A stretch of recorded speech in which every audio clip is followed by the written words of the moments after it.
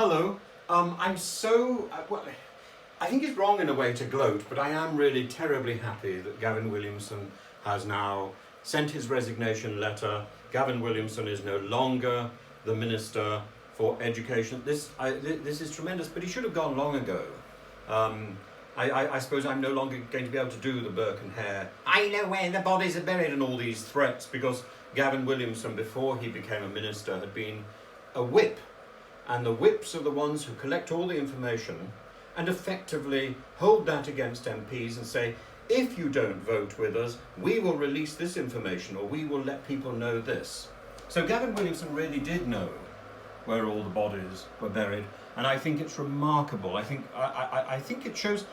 We've seen a few signs over the last week or so that Boris is getting his act together. This is another sign to get rid of that man who is threatening the Prime Minister. No Prime Minister should be threatened by a minister. Not a jumped-up, useless individual like Gavin Williamson, certainly, who simply has made a pig's ear of his entire ministerial career. He should have resigned last year. He should have been forced out last year.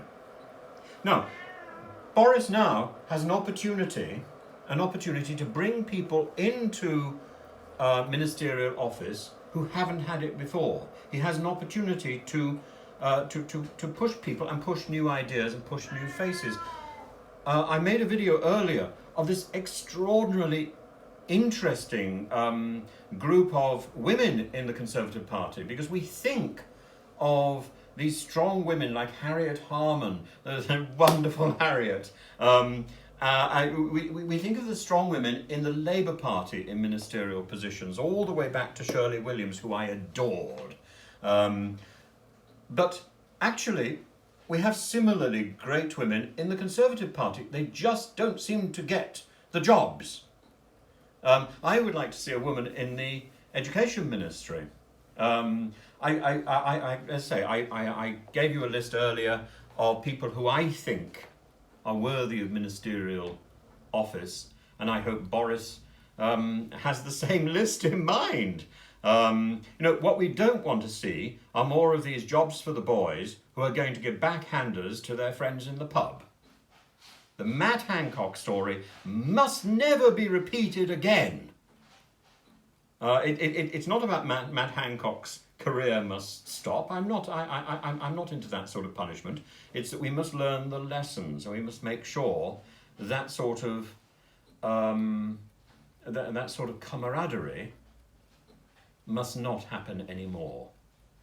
In the same way, we must learn the lessons from Priti Patel's appalling tenure. We must learn that the ministerial code must be honoured, and we must learn that bullying has no place in high office. Anyway, let's see how the rest of the day goes, and whether Boris is about to reproduce Macmillan's Night of Long Knives. Boris has a taste for history. He might well surprise us. I have a lot of confidence in this man at the moment. Have fun. Do follow the channel, ring the bell.